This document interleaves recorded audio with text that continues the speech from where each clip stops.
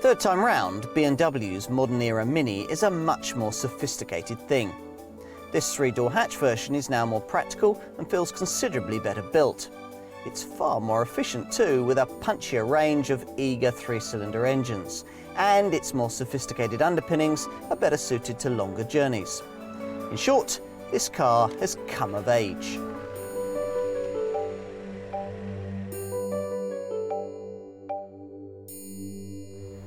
The Mini is a way of life, a friend. It holds a special place in our hearts. I'm quoting from BMW, who of course are makers of the modern era model, but the words could have come from Alec Issigonis, designer of the 1959 original. That car was never fundamentally changed in nearly half a century of production. This one, in contrast, is already in its third generation, a model line launched in the spring of 2014 in the three-door hatch form we're going to look at here. The Mark III Mini offers us the latest chapter in a modern era success story. Over 2.4 million first and second generation versions of what we could call the Germany having rolled out of the British Oxford factory gates since this car was first relaunched by BMW in 2001, then thoroughly updated again in 2006. These models prove just how much people were prepared to pay for a small, cute runabout with quality, style and its own cheeky brand of class. Inevitably, they also prompted a whole host of imitators, most with this three-door hatch version firmly in their sights. Whether you're talking city scoots like the Fiat 500 or the Toyota IQ, smart super minis like the Citroën DS3 and the Alfa Mito, or even trendy small crossovers like the Nissan Juke or the Kia Soul, all claim inspiration from this car and target much the same fashion-conscious customers. People now wanting a bit more than simply trendy design and a bit of fun behind the wheel. These days, they'd like a little more luxury from a car more comfortable in venturing further afield. The choice must also be cleaner and more efficient to match the prevailing national mood. And please, not quite so cramped for the passengers and style-conscious packages that must occasionally come along for the ride. All of which has left BMW needing to turn a fresh page in the colourful history of this iconic car. You might think that it looks much the same as before, but in fact, almost everything has changed. The platform, the engines, the technology, all has been reinvented. But has it all been delivered without losing the things loyal customers didn't want to be different? Is the same old appeal, the same effervescent Mini character still intact in this car's fresh interpretation for a more demanding era? That's what we're here to find out.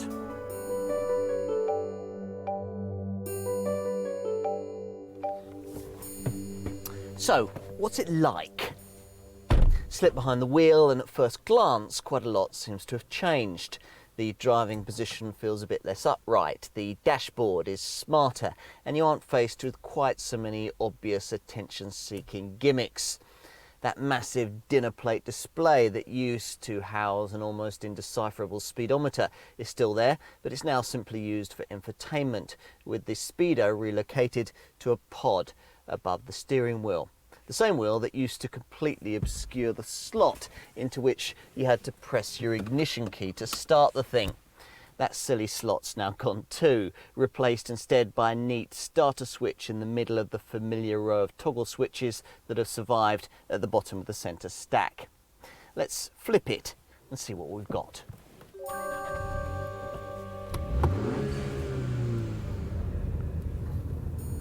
First impressions are positive. Like all the power plants in this third generation new Mini, this one has 3 cylinders, and triples always sound good when you're accelerating away, even if in other cars a lot of them create quite a din. This one doesn't. You'd really have to know your engines to realise that this wasn't a conventional 4-cylinder unit. But because it isn't, the burbling soundtrack delivered is so much more interesting, so much more Mini, which is an important part of the cheeky, involving driving experience upon which this car's appeal stands or falls. Yes, people love the styling and the image, but one of these just has to put a smile on your face when you drive it. If the overall feeling you're going to get is of just another Super Mini wearing a cute suit, you'd have to question this car's place in the overall scheme of things. I'd worried about this before driving it. The Mini marketing people continually talk about go-kart handling, but that seems to be at odds with this Mark III model's longer wheelbase and wider track. On top of that, until now, you had front-driven Minis and rear-driven BMWs, so Minis were different and technically unique. But since Munich awoke to the benefits of the front-driven layout, that's no longer true. So now that this model shares the same so-called UKL platform and basically the same engines as a volume BMW model, the 2 Series Active Tourer, will it lose a bit of its unique mininess? Well, the answer is no, not really. Driving this car still delivers the same infectious naughtiness that loyal owners love so much. There's still the same darty steering, the same quick-fire throttle, and yes, in this version at least, still the same unyieldingly bumpy ride over poor surfaces. Fortunately, this time round, you don't have to have it.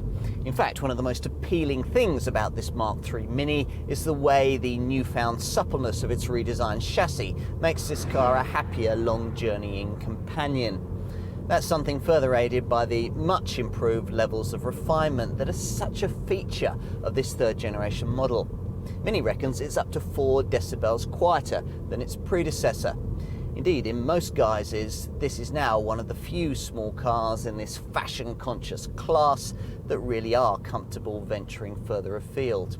It's only when you go for the sportiest 2-litre turbo models, like the Cooper S that I've got here, that the ride firmness takes a turn towards the old days, with a setup that's great when you're giving the car a good flogging, but tedious the rest of the time when you're stuck with suspension settings that give you all the compliance of a Halfords trolley jack.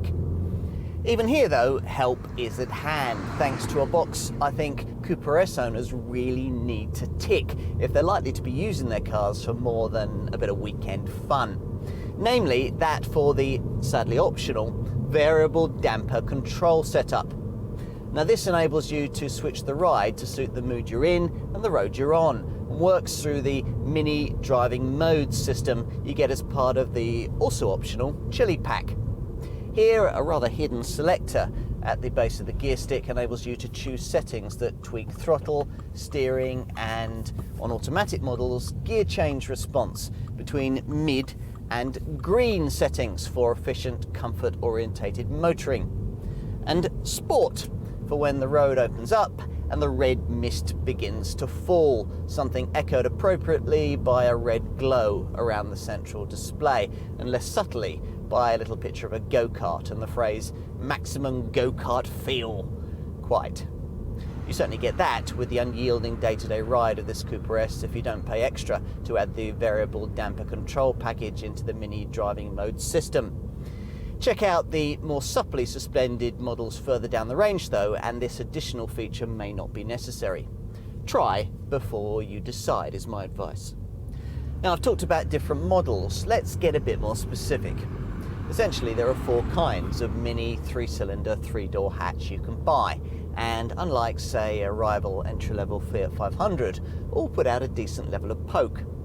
After all, even the base 1.2 litre petrol Mini 1 manages rest to 62 miles an hour in 9.9 seconds en route to 121 miles an hour.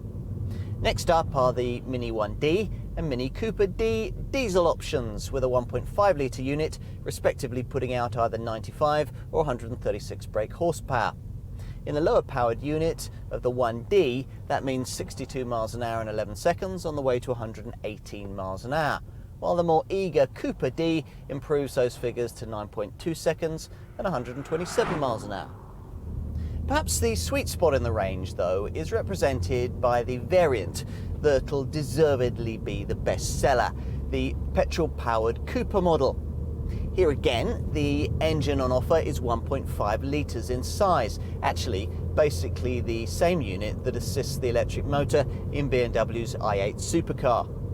Here, as there, it punches well above its weight, enabling the performance of this third generation version Cooper model to at last aspire to the lower rungs of the hot hatch ladder. 62 miles an hour can be dispatched in just 7.2 seconds, en route to 130 miles an hour, which I think will be quite as fast as most will really want to go in this car. To travel quicker than this, you have to get your Mini with much firmer suspension and a much larger 2-litre 3-cylinder engine up front, either the 192 brake horsepower unit I've got in this Cooper S, or the same engine tuned up to around 215 brake horsepower in the more extreme John Cooper Works version. Either way, the performance gains over the standard 1.5 litre Cooper model with its much friendlier ride and handling balance aren't massive. This Cooper S manages 62 miles an hour in 6.8 seconds on the way to 146 miles an hour. Still, that's enough to punt it into contention with Super Mini hot hatch benchmarks like Ford's Fiesta ST, Peugeot's 208 GTI and the Renault Sport Clio 200. Like the Fiesta and the Renault, the joy this Cooper S brings to driving when you're in the mood for it is in its place as one of those cars that feels faster than it actually is. A very good thing in my book. To better get you through the twisty stuff, there's a performance control system which electronically duplicates the kind of functionality you'd normally get from a heavier, more complicated mechanical locking differential. So it works through the turns to counter both understeer and wheel spin by lightly micro braking whichever front wheel is threatening to lose grip. Now, as a result, the car's kept planted through the tightest corner and you're fired on from bend to bend. Oh, and on the subject of brakes, they're really very good indeed, as befits a potential track day car. Large and extremely effective. Brilliant. The S really is a very fast car these days. Slotted into fourth gear at a pedestrian 30 miles an hour, then floor the throttle and it'll arrive at 70 miles an hour quicker than 280 brake horsepower worth of Vauxhall Astra VXR. But even lesser Minis have plenty to offer the owner who likes his or her driving. I've already talked about the way you can tailor the steering and suspension to your taste, and the 6-speed gear change too is a huge improvement on the bulky old box of the previous generation model. Not only because the throw's shorter, the redesigned stick's nicer to use, and the stickety action's more satisfying, but also thanks to clever gearbox software that even instructs the engine to blip the throttle on the down change so that it sounds as if you've mastered the perfect heel and toe technique, and your friends will think you're the next Lewis Hamilton. If you can't be bothered with all of that, then there are two 6-speed auto transmission options on offer. The more desirable Sport setup featuring shorter shift times and steering wheel paddle shifters.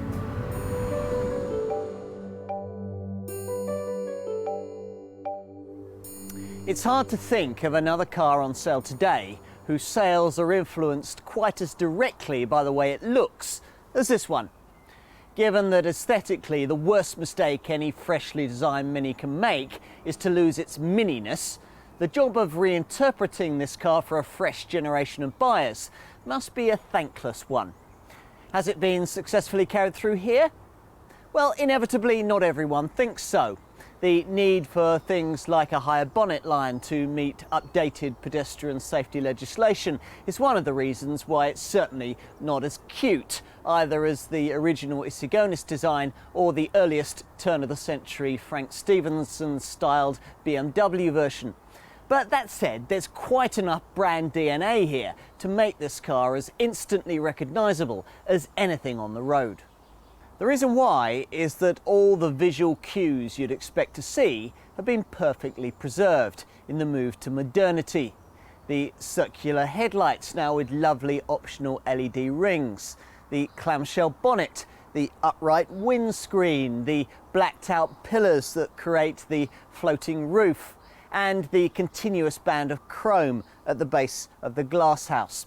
All of it's present and correct. This Cooper S version even has the potent bonnet scoop of its predecessors, though Mini will quietly admit that this styling flourish hasn't been functional since the old supercharged car bit the dust in 2006. Just think of it as a way of telling the flagship models apart from the rest at a glance. Here we're looking at the three-door hatch version with its rather oversized rear lamp clusters. Mini has also spun both 5-door and Clubman estate body styles off this third generation F56 platform for those needing a bit more space. It's possible you may not need them. This Mark III model is, after all, a fair bit bigger than its Mark II R56 predecessor, a car which still had its roots in the Munich maker's original 2001 R50 Mini. It's 44mm wider and 7mm taller than before, and 98mm longer too, though unfortunately most of that length gain has been swallowed up by the lengthier front overhang needed to meet the tougher pedestrian impact standards I mentioned earlier. Still, a 28mm longer wheelbase means that the passenger compartment should still be usefully bigger than before. Let's pull open the wider doors and have a look. Access to the rear is certainly easier than it was previously, and once you get there you'll find that the cabin has gained some much needed head and leg room. There's more room for shoulders too, though still not enough to make it feasible for Mini to fit more than a couple of seat belts on this rear bench. No, despite the welcome reclining function for the backrest, you still wouldn't want to be stuck here for a long journey. But yes, it is a big improvement and kids will be more than happy. Nor, if the front seats are already in use, do you now have to restrict offers of a lift home to people you don't like very much. One 6-footer could here sit behind another with genuinely passable comfort. So at last, this Mini can be seen, for short trips at least, as a genuine 4-seater rather than a 2+2. That's a big change over what went before. As is the boot capacity, the aspect that, more than any other, Mini owners have previously most moaned about. You now get one of those clever movable floors that can be set at 2 separate heights, though the downside of that is the lack of a proper spare wheel. Plus, the room available has increased by more than 30% to 211 litres. Okay, so that's still not what you call huge, and it's still miles behind what you get in a more practically shaped trendy rival like a Volkswagen Beetle or a Citroën DS3, let alone an ordinary Fiesta-sized Super Mini. But the changes made here have at least now elevated this space beyond the point and laugh category. It's certainly a lot bigger than you'd get in a rival Fiat 500, and not too far off the kind of room delivered by potential competitors like Alfa Romeo's Mito and Nissan's Juke. In fact, there's actually more room than you get in either of these two models if you push forward the rear bench. Plus, it helps that the angle of the backrest can be altered and that it now splits 60-40 rather than 50-50, which makes it easier to get awkwardly shaped items like pushchairs in. Now, with everything flat, a surprisingly large 731-litre load capacity reveals itself. But you don't buy this car for its practicality. Or if you do, then you don't buy this 3-door hatch version anyway. No, what you probably want is a more mature interpretation of mininess, which this Mark III model perfectly delivers. It's easy to forget quite how flimsy a lot of the fittings on the early BMW Minis were. Remember those indicator stalks that felt like snapping biros? Or the second generation car's feeble little plastic joystick that was used to enter sat-nav instructions. Everything feels a good deal more substantial in this car, a good deal more grown up. To that end, you get much more supportive seats with a wider adjustment range and a base lengthened by 23mm for additional comfort and support. There's a proper rotary controller for the lights, electric window switches relocated to the doors where everyone else puts them.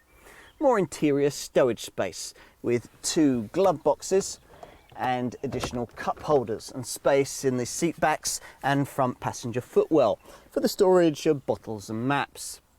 On a whole series of lovely touches, like the way the start-stop tab features heartbeat illumination which pulses before the engine started, or the LED perimeter lights of the central display that progressively light up the perimeter of the screen as you switch driving modes, engage the engine stop-start, cope with parking, or count down to your next sat-nav turn-off. That huge display no longer functions as a speedo.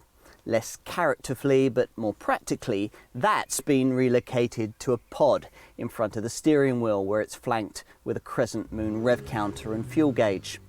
All of this has freed this central area up for much more infotechnical trickery, marshalled via optional 5.5 or 8.8 inch multifunction colour displays you'll want to try and pay extra for, since the alternative is a cheapskate looking 4-line TFT readout. Though crying out for touchscreen functionality, the colour layouts are actually marshalled by this classy, effective iDrive style controller down by the thankfully conventional handbrake. And there are all the usual Mini optional lifestyle touches like interior mood lighting that changes through all the colours of the rainbow.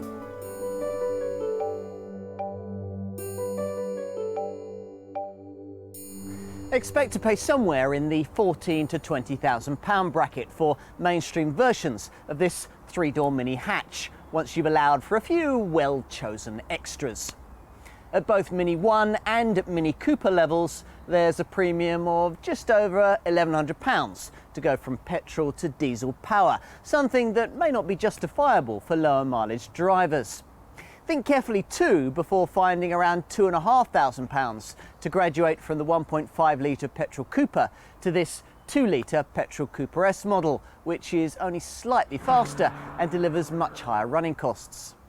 Most models offer the option of 6-speed automatic transmission for a premium of around £1,300, and for would-be Alonsos there's a further racier sports automatic setup with steering wheel paddle shifters and rev matching on downward gear shifts. So what kind of value proposition does that represent in the growing market for small, fashionable little runabouts? A reasonably attractive one, as you'd expect. In terms of competition, there's nothing quite like a Mini, but several cars get close. First up, you might be tempted to think of Fiat's equally funky 500 as a direct rival, though in truth it's a slightly smaller car with much feebler entry-level petrol engines, which is why at first glance lower order 500 variants look a much cheaper prospect. Take the Fiat in 1.3 litre multi-jet form and you'll certainly get yourself a much cheaper way into a diesel version of a car of this kind, but you won't be able to match this Mini's fun and frugality. The Fiat 500 variants that can, the Abarth versions, cost much more to run and aren't much cheaper than their Cooper counterparts. A closer match, I'd say, would be the car that takes that Fiat's same ingredients but mixes them with a little more polish. I'm talking of Alfa Romeo's Mito. Most Mito variants are price matched precisely against this Mini, with the exception of the mid-range 1.4 litre multi-air petrol model that's over £1,000 more than its Mini Cooper equivalent. But across the board, the Alfa costs more to run, isn't as much fun to drive, and lacks the suspension finesse which can make this Mini as at home over long distances as it is on shopping trips. So, what other fashionable small car choices might you be left with to spoil your Mini mindset? Toyota's IQ is smaller but not as efficient.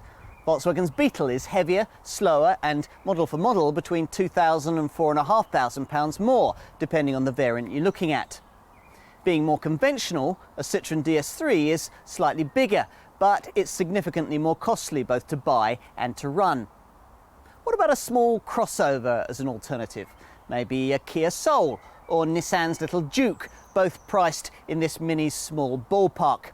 Well, the Kia's slightly bigger and in petrol form a touch cheaper, while the Nissan's the more fashionable of the pair, But in both cases you lose this Mini's ultimate fun factor, and both will cost you a lot more to run. If, having considered all of this, you conclude that it is a 3-door Mini hatch that you really want, what can you expect to find included before it's necessary to resort to the brand's notoriously long options list? Well, once you've selected between the various 3-cylinder Mini 1 or Mini Cooper petrol or diesel models, or gone for a faster Cooper S or John Cooper Works variant with a 2-litre petrol engine like that fitted here, you'll find a reasonable foundational specification from which to begin your personalisation process. For the sake of argument, let's assume that you're one of those vanishingly rare people likely to walk into one of the company's dealers and hand over the asking price for an entry-level Mini 1 variant with no options at all. Although the badge on the back, the smaller wheels and the non-contrasting roof won't fool your friends into thinking you drive a Cooper, your 1 will nevertheless come with front fog lamps, daytime running lights, power heated door mirrors, air conditioning, Bluetooth connectivity for your mobile phone, power mirrors, a keyless starting system, a trip computer, the Mini central display with illuminated ring, and a decent quality DAB stereo featuring both aux-in and USB sockets. Step up to Cooper level and the extra £1,700 doesn't just buy you more brake horsepower, you also get smart alloy wheels, a different front grille and a smarter bumper housing a piercing set of front fog lights. From there on in, it's down to the level of restraint you can bring to bear on the tempting options list. Mini reckons the most popular extra cost features are going to be the usual stripes, decals and custom finishes for the roof, exterior mirrors, bonnet, seat upholstery and interior surfaces. Maybe also the John Cooper Works rear spoiler and your choice from the vast array of alloy wheel styles with rim sizes ranging from 15 to 18 inches. But of course, that's just the starting point. Once you've got the look and feel of your car right, it's time to sift through the much longer selection of high-end features now offered on this model, a process that'll be much simplified if you start by ticking the box for either the base pepper pack or the plusher chili pack, as almost all Mini buyers do. Pepper people get things like dual zone air conditioning, auto headlamps and wipers, a storage compartment pack and a sport leather steering wheel.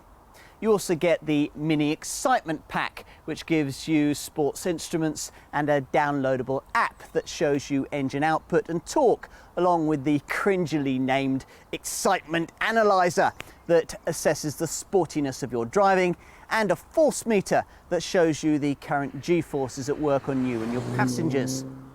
If, like most Mini folk, you can stretch your budget even further into the chili pack, your car will also come with larger 16-inch alloys, white indicators, sports seats, and the Mini driving modes system that enables you to select between mid, sport, or green settings, depending on how efficient you want your journey to be. And beyond that, well, I'd suggest that driving mode system to be incomplete without adding variable damper control to it for a few £100 more, so that you can tweak the ride quality as well as the steering, throttle and gear change response. Elsewhere on the options list, I shouldn't listen to the optional Harman Kardon stereo if you're someone easily parted from your money. Most will also go for the lovely LED headlamps. And if you want to go even further, you can splash out on things like a panoramic glass roof, roof rails, windscreen heating, and a park distance control system that'll even better guide you into the tighter spaces if you also go for the rear parking camera. Maybe you'll also want the head-up display that's found on a little panel that rises at the base of the windscreen. Talking of displays, many Mini motorists will certainly be minded to make the most of the cabin's iconic central screen. Now that it no longer serves as a speedometer, it seems rather underutilised, with a dinner plate-sized display showing nothing more than a 4-line TFT readout in standard models. Fill it with the optional 5.5 or 8.8 inch colour screen controlled by one of the centre console based iDrive style mini controllers, and it's all very different. This shows a wide range of vehicle functions, some of these better illustrated by a pretty ring of LED lights that progressively light up the perimeter of the screen and can help with anything from parking manoeuvres to a change in your driving mode or the distance before your next sat-nav turn-off. More expected elements to be found on this main display include infotainment, navigation and the various mini connected services that come packaged up either in standard form or in the more advanced mini connected XL guise that I have here. These systems allow you to seamlessly integrate smartphones, so enabling the use of internet-based services for entertainment, communication and driver information.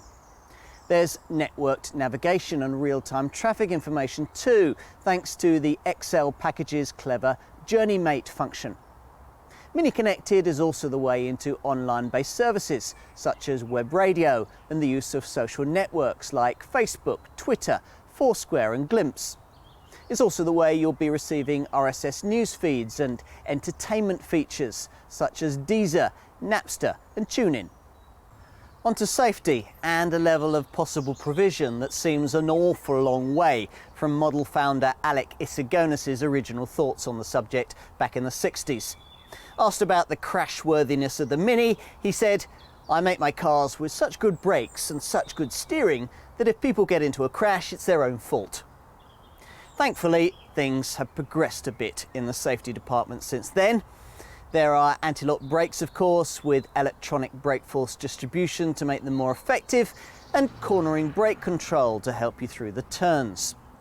So you're always primed for a swift stop. There's tyre pressure monitoring, fading brake support, and a clever brake drying function that will imperceptibly dab the discs in wet weather to keep them dry. There's also the usual stability control system and a DTC dynamic traction control setup that in poor conditions allows a bit of controlled slip at the drive wheels, so moving away on loose sand or deep snow can be a little smoother. If all of that isn't enough to prevent you having an accident, then Isofix child seat fastenings, a pedestrian-friendly bonnet and twin front, side and curtain airbags will all be welcome features. In going further, your first option is to tick the box for the driving assistant pack that I have here, based around a camera-operated cruise control and distance control function that's there to automatically maintain a predetermined distance to the vehicle ahead. It'll also dip your high beam for you at night and display road signs on the dash as you pass them. Best of all, a clever collision and pedestrian warning system is included that scans the road ahead for potential accident hazards. If one is detected, you'll be warned. If you don't respond or aren't able to, the brakes will automatically be applied to decrease the severity of any resulting accident.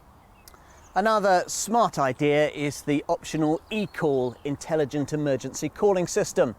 In the event of an accident, this setup automatically detects vehicle location and accident severity before contacting a call centre to initiate fast and effective assistance. That could be a lifesaver. I suspect, though, the good Sir Alec would have hated it.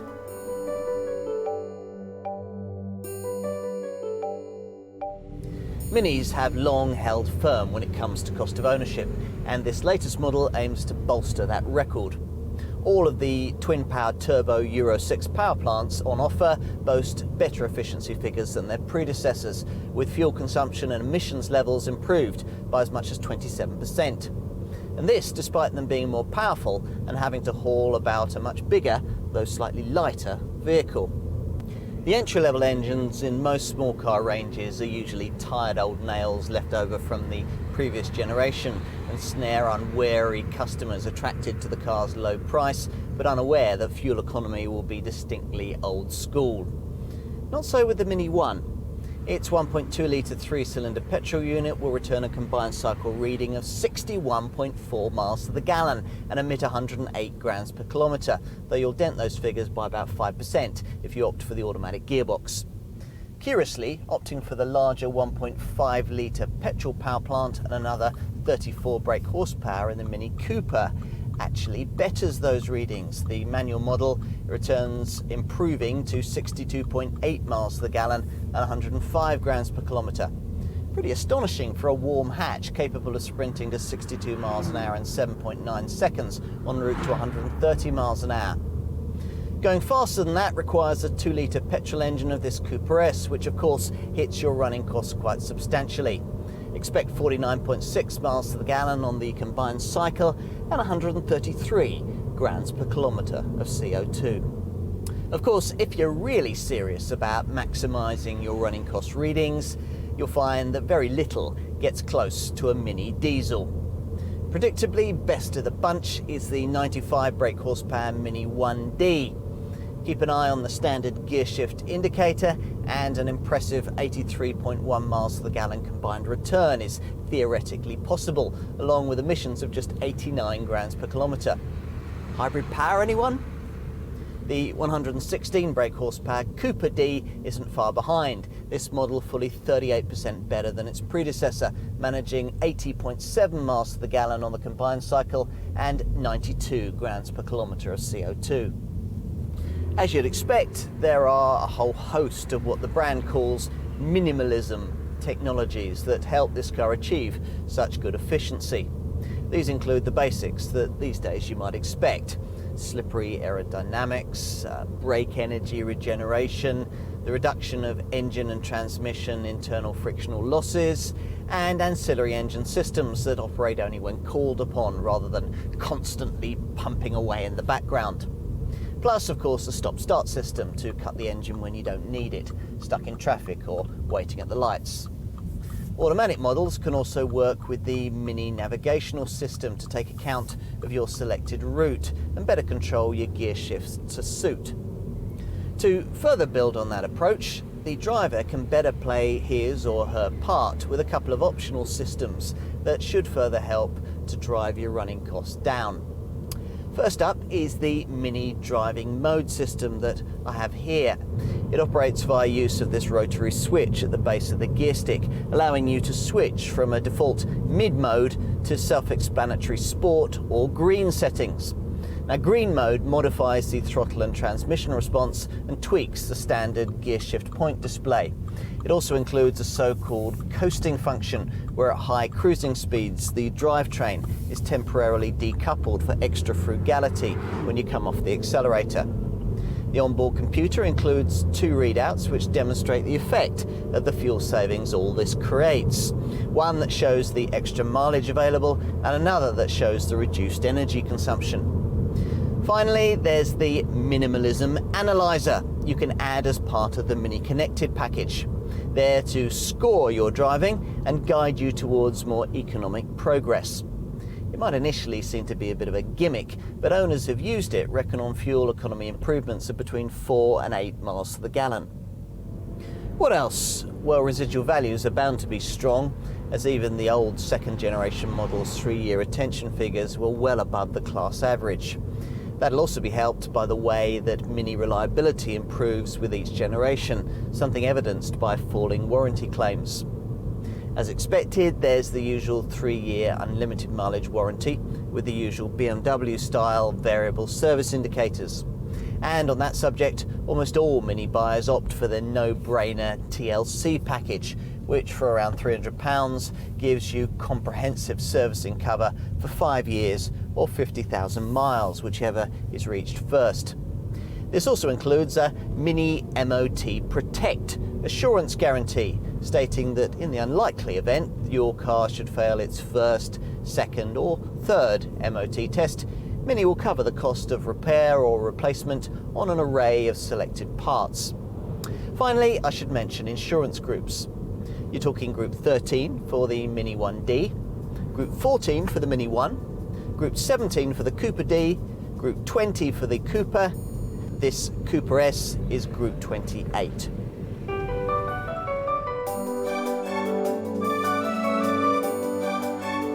You wanted more Mini? Well, you've certainly got it now. It's more refined, more spacious, more upmarket, and makes better economic sense. In short, it's grown up and faced its responsibilities, like all of us have to. That doesn't sound much fun, does it? the very thing that's supposed to make you want a Mini in the first place. But don't worry. Unlike most brands who reinvent their best sellers in this way, the original character and joie de vivre that attracted buyers in the first place hasn't been surgically removed. In some ways, indeed, quite the opposite has happened. This car is still just as much of an entertainer as ever it was, particularly in Coupe and Coupe-esque guises that are now much quicker than before. But it now has a broader range of charm thanks to the improved ride quality and better everyday usability. It also feels twice as expensive, which is never a bad thing. Of course, not everyone is Mini-minded. Some don't like the way the looks have evolved. Others still think it isn't big enough. And this car can certainly be expensive once you've added in a few essential options. But these are things the creators of this third generation version never set out to change. The improvements they have made, though, are resoundingly successful. Though the endearing raw edges that characterized older versions of this car may now be distant memories, added maturity brings many compensations. Which leaves us with a British-built benchmark in the premium small car segment, and a car that, though easy to imitate, is now even more difficult to beat. Others may be more stylish and slightly larger, but still none can beat its fun factor and everyday running cost affordability, both still crucial considerations in buying a car of this kind. Back in 1959, when he created the British original, Sir Alec Issigonis knew that. I think he'd have been pleased at how its creations turned out.